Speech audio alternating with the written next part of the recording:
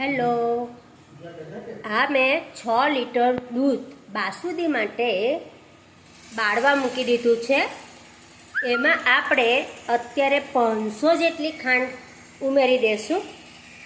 શરૂઆતથી જ આપણે ખાંડ અંદર ઉમેરી દઈએ ને તો એનો કલર ગુલાબી બહુ સરસ આવી જતો હોય છે. તો આપણે એમાં 500 જેટલી હમણાં ખાંડ ઉમેરીએ છીએ.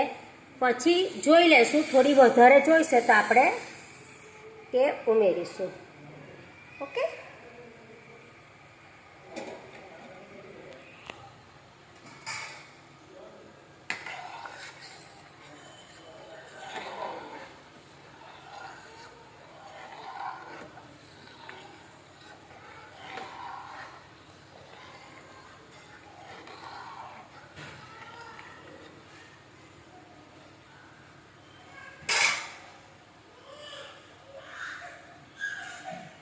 તમે જોઈ શકો છો હજી દૂધ અડધું પણ થયું નથી.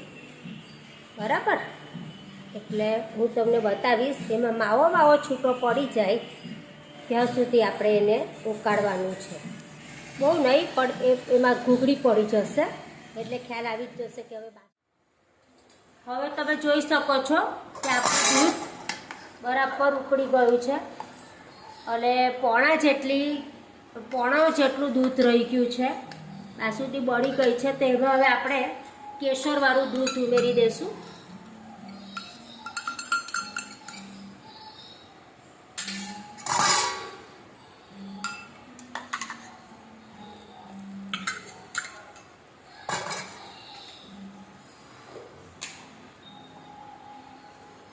ઇલાયચી પાવડર નાખીશું.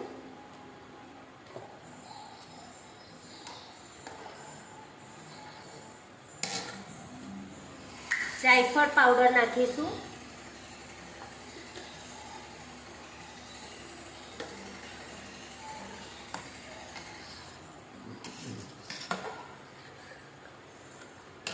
આ કાજુ બદામ અને પિસ્તાનો ભૂકો કર્યો છે, મેં કતરણ બનાવી છે, તો આપણે તે એમાં ઉમેરી દઈશું.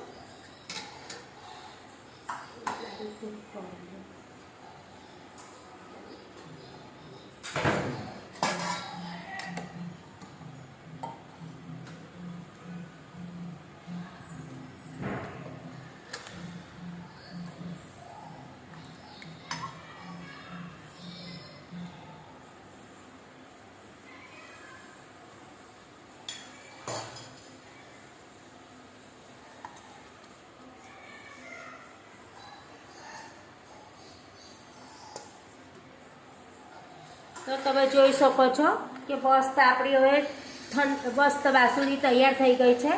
આ ઠંડી પડશે એટલે ખૂબ જ જાડી થઈ જશે અને એનો માવો માવો છૂટો પડી જશે.